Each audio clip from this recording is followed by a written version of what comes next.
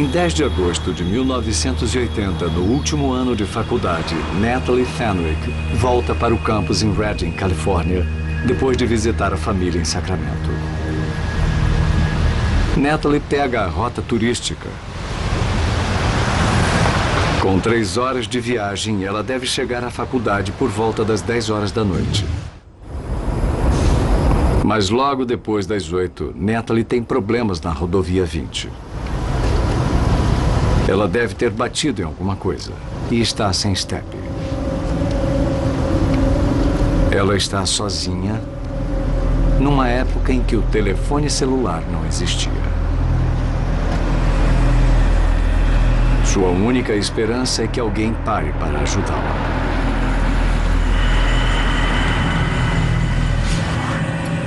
Duas horas da manhã. A mãe de Natalie aguarda ao lado do telefone.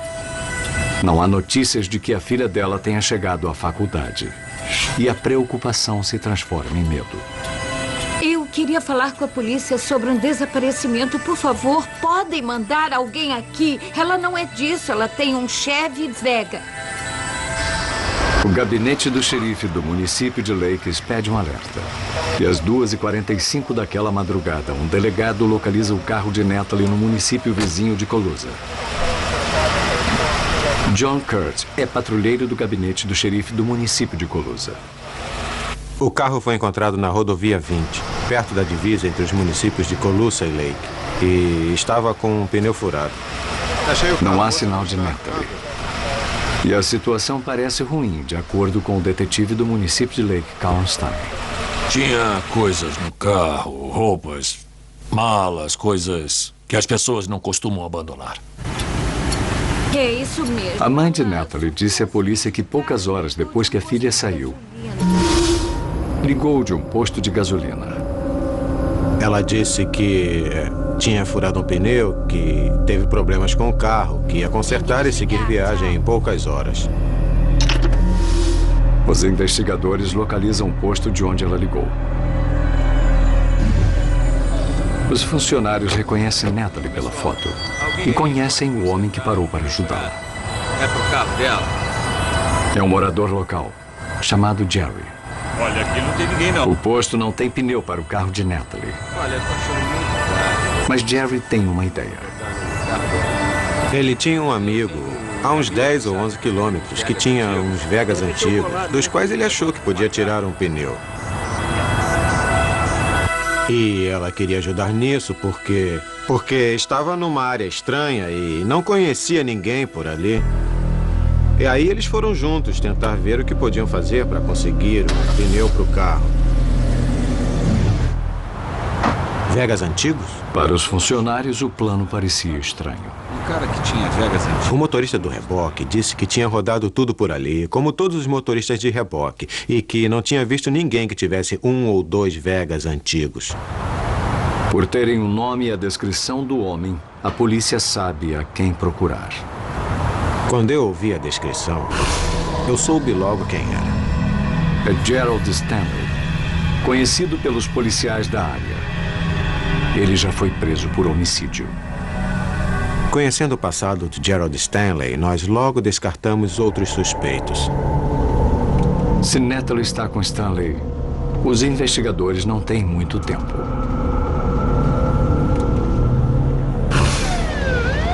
Ligamos para os bombeiros voluntários, as equipes de busca e resgate, o nosso pessoal da polícia, o pessoal da polícia do município de Lake. E então a gente começou trabalhando de fora para dentro. A partir do carro dela, nós começamos a procurar, seguindo pelas estradas, tentando achar algum sinal dela. Íamos o mais rápido possível com o efetivo que tínhamos, esperando encontrá-la antes que acontecesse alguma coisa muito ruim. Queríamos encontrá-la viva.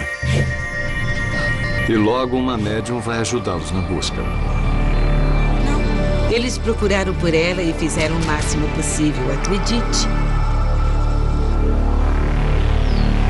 Precisavam de ajuda.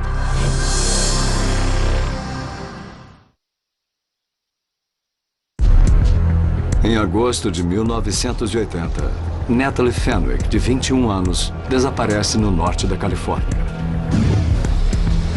E um encontro com um assassino condenado, Gerald Stanley, a deixa em perigo de morte. O delegado John Kurt teme que já seja tarde demais. Quando descobrimos que ela foi vista pela última vez saindo com Stanley, meu coração disparou porque eu sabia que as chances de encontrá-la com vida eram de mínimas a nenhuma. Fica aí. Sempre foi perigoso para as mulheres cruzarem o caminho de Gerald Stanley. Em uma manhã de 1975, depois que sua segunda esposa deixou os filhos deles na escola, Stanley atacou. Depois de cumprir só 4 anos e meio pelo homicídio, ele foi solto por bom comportamento em outubro de 1979. Esperando para recebê-lo estava a esposa número 3, que depois desapareceu sob o que as autoridades chamam de circunstâncias misteriosas. Stanley negou qualquer envolvimento. Sua quarta esposa o deixou após poucas semanas e foi morar com o pai em seu hotel. Enquanto a busca por Natalie continua, chega outra notícia terrível. Sim? Como? Há várias horas,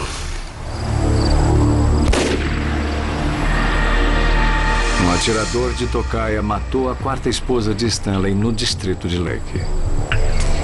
Os investigadores acreditam que foi Stanley.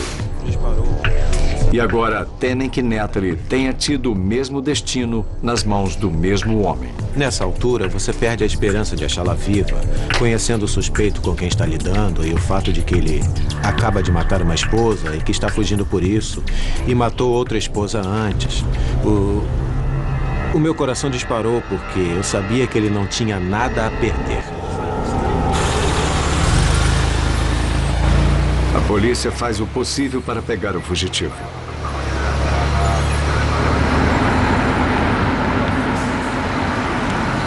Mas Gerald Stanley se recusa a ser preso. Ei! Para! Para!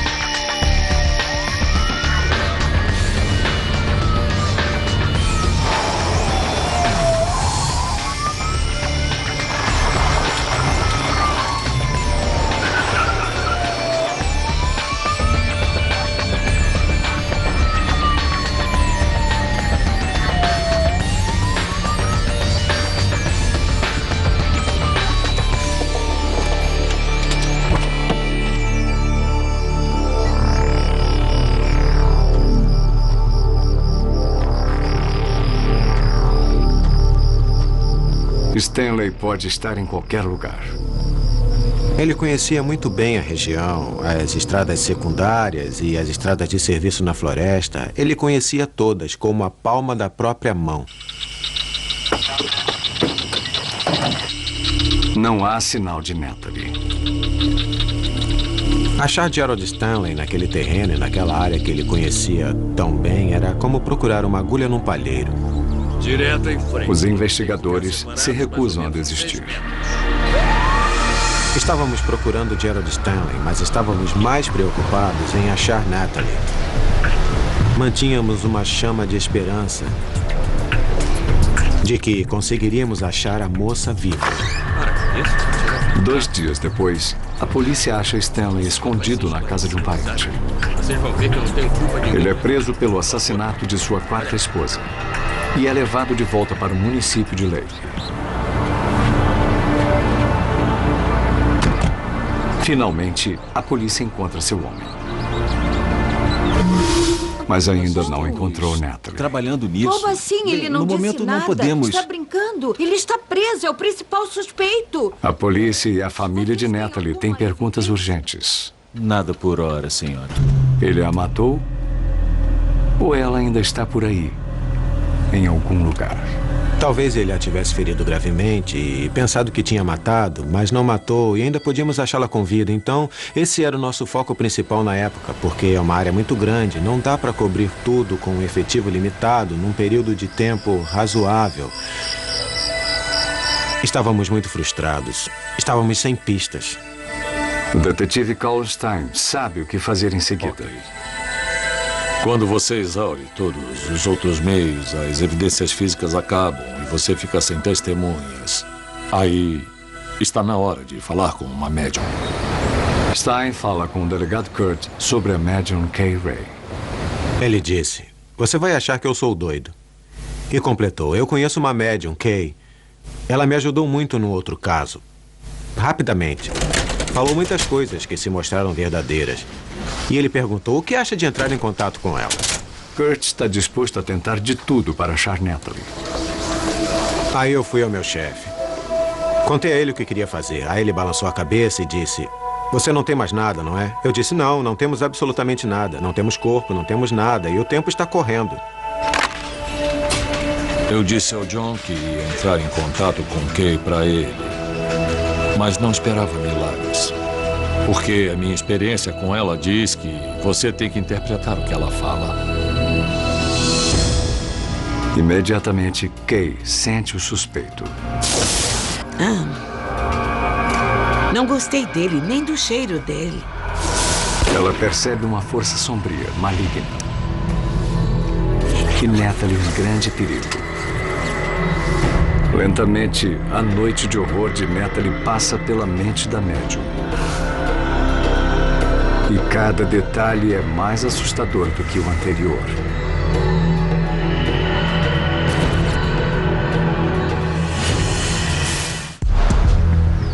Natalie Fenwick, de 21 anos, ainda está desaparecida. E o homem suspeito do seu desaparecimento, o assassino condenado Gerald Stanley, não fala. Frustrado, o detetive Kallenstein pede ajuda à médium Kay Ray. Quando você pensa em médium, pensa em alguém que está fora da camada de ozônio. Está nas nuvens, mas ela é muito realista. Um disparo de arma de fogo. Ela não é uma milagreira e nem professa ser. E vai lhe dizer isso muito francamente. Não. Mas tem uma capacidade enorme de ver o que nós não vemos. Eu sei. Kay concorda em pegar o caso sem cobrar. Eu lembro perfeitamente. Eu comecei a doar o meu tempo à polícia porque achei que eles fizeram muito pelas comunidades em que estavam. Eu quis dar isso em troca. Para começar, ela quer saber o que a polícia já tem. No carro com aquele homem. Eu senti que era perda de tempo para mim falar a eles sobre o caso. Então eles me disseram o que sabiam e eu disse a eles o que sabia. E juntamos as duas coisas para ver se batiam. E se adiantava alguma coisa. Eu dei a ela algumas informações. A idade da moça, a descrição física, a descrição do veículo, localização. E eu peguei daí e passou como um filme. E lá estava a tela grande e eu comecei a botar as pessoas nos lugares. O pneu do carro dela. Ela não vai entrar em transe, mas vai olhar à distância e fazer uma declaração profunda sobre o que acabou de ver. E, geralmente, ela está certa. Acredite. Imagens de Natalie piscam na mente da médium. E Kay vê a triste verdade. Ela foi baleada. Porque eu sabia que ela estava morta. Senti que o coração não batia. Com amigos, alguma coisa assim. Ao ter acesso às visões, Kay não confia somente nelas. É um terreno único. Porque você só pega parte da mensagem se usar um sentido só. que eu escuto?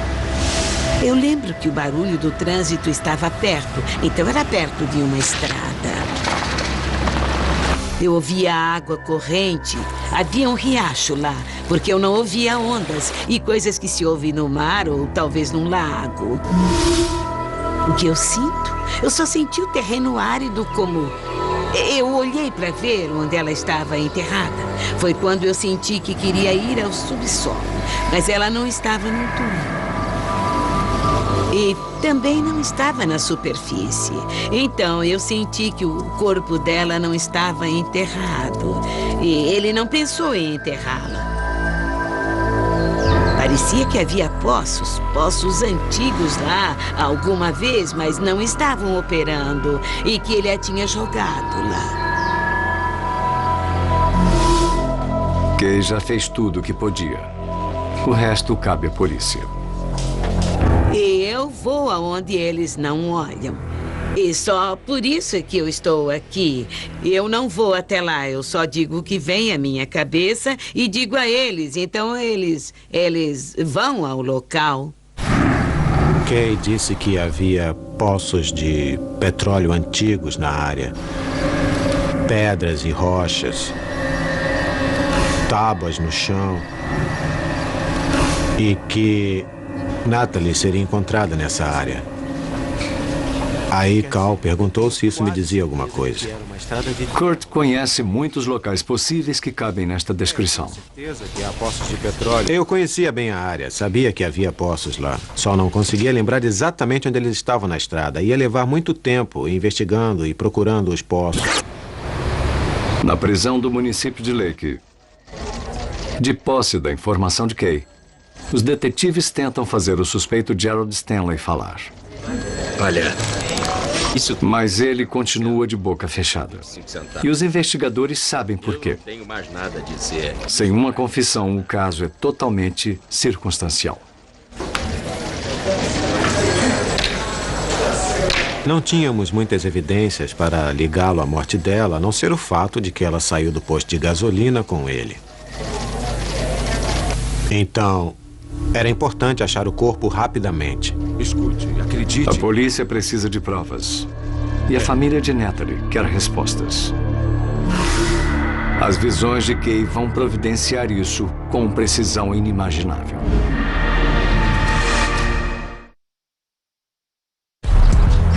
A polícia prende Gerald Stanley, o homem suspeito de matar Natalie Fenwick, de 21 anos. Mas eles ainda precisam achar o corpo.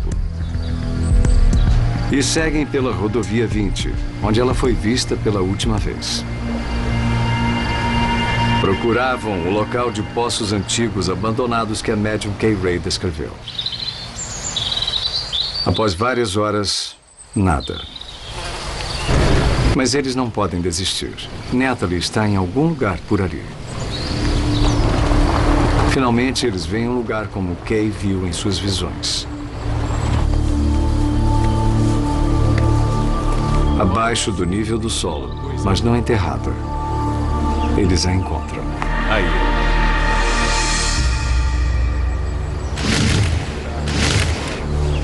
O delegado John Kurt fica atordoado com a precisão de Kay. Ela não poderia ter descrito melhor. Foi como se ela estivesse lá, olhando e descrevendo para nós. A gente ouvia o trânsito passando na rodovia principal. A gente ouvia a água corrente, como Kay descreveu, de rochas e tudo. Eu fiquei bobo por saber que ela só teve umas informações básicas nossas. Há algumas pistas na cena do crime. A polícia recolhe amostras de pedras e de terra.